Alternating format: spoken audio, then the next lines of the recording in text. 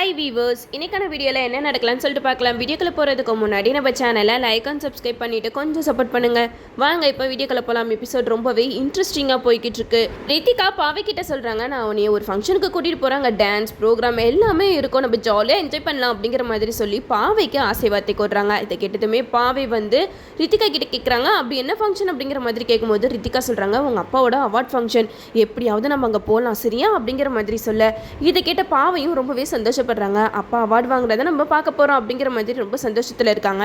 பாவை வந்து அவங்க அம்மா கிட்ட போய் சொல்கிறாங்க, அம்மா நம்ம நாளைக்கு அப்பாவோட அவார்ட் ஃபங்க்ஷனுக்கு போகலாமா அப்படிங்கிற மாதிரி கேட்க, அதுக்கு இந்திராணி சொல்கிறாங்க, உனக்கு யார் பாவை சொன்னா அப்படிங்கிற மாதிரி கேட்கும்போது ரித்திகா தான் சொன்னா அப்படிங்கிற மாதிரி சொல்கிறாங்க. அப்போ ரித்திகாவை செம்மையாக நம்ம இந்திராணி வெளுத்து வாங்குறாங்க தான் சொல்லலாம்.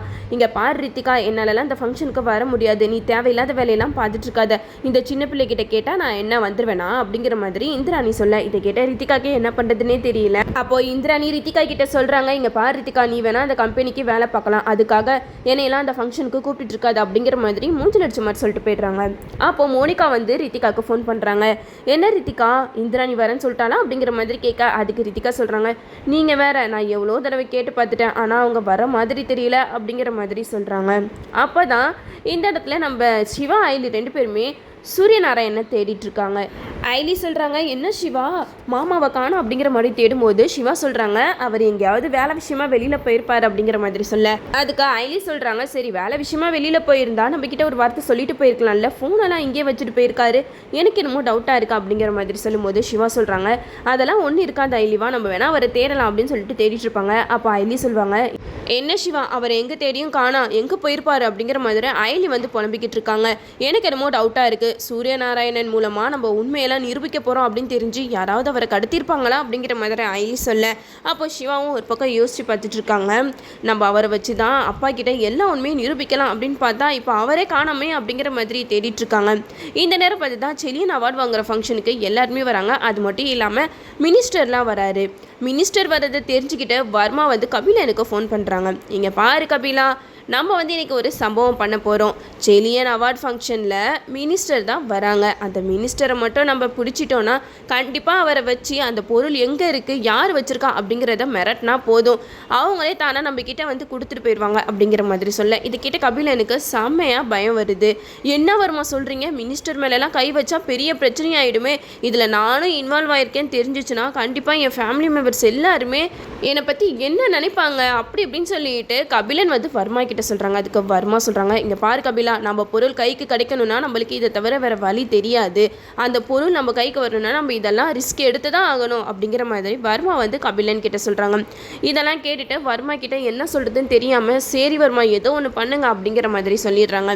வர்மாவும் ஆளுங்களெல்லாம் ரெடி பண்ணிவிட்டு மூஞ்சில் மாஸ்கை போட்டுட்டு கபிலனையும் கூப்பிட்டுக்கிறாங்க. இங்கே பாரு கபிலா, நம்ம அந்த ஃபங்க்ஷனில் மினிஸ்டரை டார்கெட் பண்ணி பிடிக்கணும், அவரை பிடிச்சிட்டா போதும், நம்மளோட பிளான்லாம் சக்ஸஸ் ஆகிடும் அப்படிங்கிற மாதிரி சொல்கிறாங்க. அதுக்கேற்ற மாதிரியே ஃபங்க்ஷனுக்கும் வந்துடுறாங்க. அங்கே மினிஸ்டரும் வந்துடுறாங்க. அப்போ வர்மாவோட ஆளுங்களாம் மூஞ்சில் மாஸ்க் போட்டு வராங்க. அப்போ தான் நம்ம ஐலி சிவா ரெண்டு பேருக்கும் இந்த இன்ஃபர்மேஷன் தெரிய வருது. அப்போது விஜயகுமார் வந்து ஐலி சிவாவுக்கு ஃபோன் பண்ணி சொல்கிறாங்க, இங்கே பாருங்கள், செலியனோட அவார்ட் ஃபங்க்ஷனில் பெரிய பிரச்சனை நடக்க போகுது, இங்கே வர்மா வந்து அந்த மினிஸ்டரை என்ன வேணாலும் பண்ணலாம், நீங்கள் தான் அவருக்கு பாதுகாப்பாக இருக்கணும் அப்படிங்கிற மாதிரி சொல்லிடுறாங்க. அதுக்கேற்ற மாதிரி ஐலி சிவா ரெண்டு பேருமே அந்த ஃபங்க்ஷனுக்கு ஓடி வராங்க.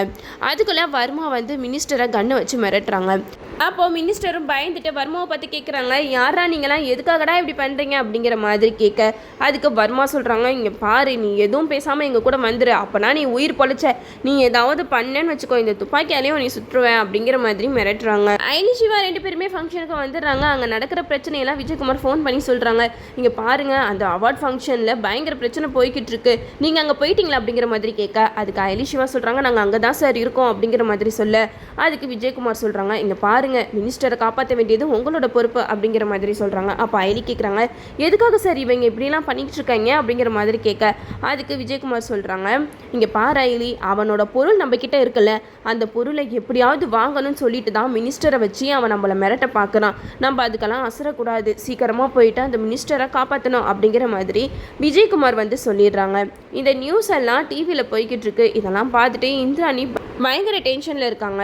என்னது இது, செலியனோட அவார்ட் ஃபங்க்ஷனில் எதுக்காக இப்படியெல்லாம் பிரச்சனை நடக்குது, அவருக்கு எதுவும் ஆகாமல் நீ தான் கடவுளை காப்பாற்றணும் அப்படின்னு சொல்லிட்டு செலியனுக்காக நம்ம இந்திராணி வந்து வேண்டிக்கிட்டு இருக்காங்க. என்னதான் இருந்தாலும் நம்ம இந்திராணி செலியனை வெறுக்கிற மாதிரி வெளியில் எல்லாரும் முன்னாடியும் நடித்தாலும் அவங்க மனசுக்குள்ள செலியன் மேலே உண்மையான காதல் இருக்குது. அது மட்டும் இல்லாமல் இந்த சைடை வர்மாவோட ஆளுங்க எல்லாருமே சேர்ந்து அந்த துப்பாக்கியை காட்டி மிரட்டி மினிஸ்டரை கையோட கூட்டிகிட்டு போயிடுறாங்க. இதை பார்த்ததுமே ஐலி சிவா 2 பேருக்குமே எதுவுமே புரியல.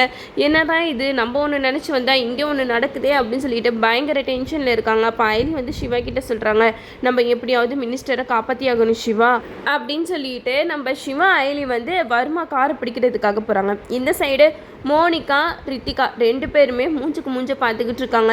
என்னது இது இப்படி நடந்துருச்சு, எப்படியாவது அந்த இந்திராணியை இந்த அவார்ட் ஃபங்க்ஷனுக்கு வர வச்சு அவளை அசிங்கப்படுத்தலான்னு பார்த்தா அவள் தப்புஸ்டாலே அப்படிங்கிற மாதிரி மோனிகா ரித்திகா 2 பேருமே பேசிக்கிட்டு இருக்காங்க. இந்த சைடு நம்ம ஐலி சிவா வந்து வர்மாவோட காரை ஃபாலோ பண்ணிட்டு போயிட்டு இருக்காங்க. அவங்க அதிரடி ஆக்ஷனில் இறங்கிட்டாங்க. நம்ம ஐலி சிவா 2 பேருமே மாஸ்க் போட்டு அங்கே இருக்கிற ரவுடிங்க கிட்டலாம் சண்டை போட்டு அந்த இடத்துல ஒரு வழி பண்ணிடுறாங்க தான் சொல்லலாம். அப்போ தான் வர்மா வந்து ஐலியை பார்த்து சொல்கிறாங்க, இங்கே பாரு ஏடி, எனக்கு நல்லாவே தெரியும் நீ இந்த இடத்துக்கு வருவேன்னு சொல்லிட்டு. மினிஸ்டருக்கு எதுவும் ஆகாமல் அவர் உயிர் பொழைக்கணும்னா நாங்கள் சொல்கிற மாதிரி நீங்கள் பண்ணி தான் ஆகணும். என்னோடய பொருளை என் கையில் சேர்த்துருங்க, அதுக்கப்புறம் நான் யாரையுமே எந்த ஒரு டிஸ்டர்பும் பண்ண மாட்டேன் அப்படிங்கிற மாதிரி சொல்ல. அதுக்கு ஏடி சொல்கிறாங்க, அதுக்காகயாடா நாங்கள் இவ்வளோ கஷ்டப்பட்டோம், அதெல்லாம் எங்களால் கொடுக்க முடியாது, ஒழுங்காக மினிஸ்டர் விடு அப்படிங்கிற மாதிரி சொல்கிறாங்க. ஆனால் அங்கே இருக்கிறவங்களாம் யார் பேச்சையும் கேட்குற மாதிரி தெரியல. அதனால நம்ம ஐலி சிவா 2 பேரும் காட்டுற வேலையை காட்டிட்டு அங்கே வந்து மினிஸ்டரை காப்பாற்றிடுறாங்க தான் சொல்லலாம். இந்த சைடு நம்ம ஐலிக்கு ஒரு ஃபோன் கால் வருது. அந்த ஃபங்க்ஷனில் விக்ரம் அப்படின்ற ஒரு கேரக்டர் வராங்க, அவங்களையும் கொஞ்சம் பத்திரமா பார்த்துக்கோங்க, அவரை மட்டும் நீங்கள் தப்பிக்க விட்டுறாதீங்க அப்படிங்கிற மாதிரி சொல்ல அவரையும் காட்டுறாங்க. அவர் என்னன்னா பயங்கரமாக எல்லாத்தையுமே பொழந்து கட்டிகிட்டு இருக்காரு. நம்ம ஐலி சிவா இங்கே இருக்கிற எல்லா பிரச்சனையும் எப்படி ஃபேஸ் பண்ணி வர்மா கிட்டே இருந்து மினிஸ்டரை காப்பாற்றுறாங்க, நம்மளும் வெயிட் பண்ணி பார்ப்போம். அது மட்டும் இல்லாமல் நம்ம ரித்திகா ரொம்பவே பந்தா பண்ணிட்டு இருந்தாங்க. இந்த அவார்ட் ஃபங்க்ஷனுக்கு மட்டும் நான் போனேன், என்னோட ரேஞ்சே வேறு மாதிரி ஆகிடும் அப்படி இப்படின்னு சொல்லிட்டு வீட்டில் ரொம்பவே எல்லோரும் முன்னாடியும் பேசிக்கிட்டு இருந்தாங்க. இப்போ என்னன்னா இந்த அவார்ட் ஃபங்க்ஷனில் இப்படி ஒரு பெரிய பிரச்சனை நடந்துருச்சு அப்படின்னு சொல்லிட்டு செம்ம கோவத்தோடு வீட்டுக்கு வராங்க. அப்போது இந்திராணி வந்து நியூஸில் அந்த விஷயத்தை பார்த்துட்டு இருக்காங்க. அப்போது ரித்திகா வந்து கோவத்தோடு போகிறாங்க. அப்போ இந்திராணி கேட்குறாங்க, என்னாச்சு ரித்திகா, அந்த ஃபங்க்ஷனில் ஏன் இப்படிலாம் பிரச்சனை நடந்தது அப்படிங்கிற மாதிரி கேட்க அதுக்கு ரித்திகா சொல்கிறாங்க, இப்போ உங்கள் எல்லாத்துக்கும் சந்தோஷமாக இருக்குமே, நான் வந்து எம்டி பதவி ஏற்க போகிறேன்னு சொல்லிட்டு எவ்வளோ சந்தோஷமாக இருந்தேன், ஆனால் இந்த வீட்டில் இருக்கிற யாருக்குமே எனக்கு வேலை கிடைச்ச சந்தோஷம் இல்லவே இல்லை அப்படிங்கிற மாதிரி சொல்கிறாங்க. இதெல்லாம் கேட்டுட்டு இந்திராணி சொல்கிறாங்க, ரித்திகா நீ ரொம்ப ஓவராக பேசிக்கிட்டு இருக்க, அங்கே நடந்த பிரச்சனைக்கும் வீட்டில் உள்ளவங்களுக்கும் என்ன சம்மந்தம், நீ தேவையில்லாமல் எதுக்கோ எதையோ மிடிச்சு போட்டுட்டு இருக்காது அப்படிங்கிற மாதிரி சொல்ல அதுக்கு ரித்திகா சொல்கிறாங்க, ஆமாம் நான் அந்த கம்பெனியில் எம்டியாக போகிறது யாருக்குமே பிடிக்கல, யாரு கண்ணு பட்டுச்சோ இந்த மாதிரியெல்லாம் நடந்துருச்சு அப்படிங்கிற மாதிரி ரித்திகா வந்து ஓவராக பேசிக்கிட்டு போகிறாங்க. நம்ம இந்திராணிக்கு இதெல்லாம் கேட்டுட்டு செம்ம கோவம் வருது.